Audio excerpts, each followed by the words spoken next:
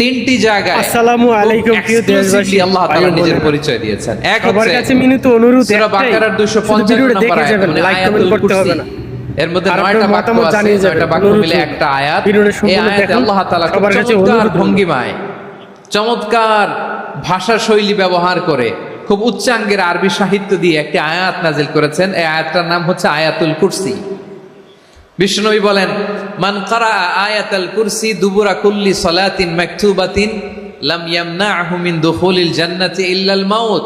প্রত্যেক ফরজ নামাজের পরে যে আয়াতুল কুরসি পড়বে তার জান্নাতে যাওয়ার ক্ষেত্রে আর কোনো বাধা থাকে না, একটা জিনিস ছাড়া, সেটা হচ্ছে মৃত্যু, মরণ। লোকটা মরে না তাই জান্নাতে যায় না, মরলেই জান্নাতি। এই আয়াতুল কুরসির এই আয়াতে আল্লাহ তাআলা খুব স্পষ্টভাবে নিজের পরিচয় তুলে ধরেছেন। আবার সূরাতুল ইখলাসের ভেতরে আল্লাহ তাআলা খুব চমৎকার ভঙ্গি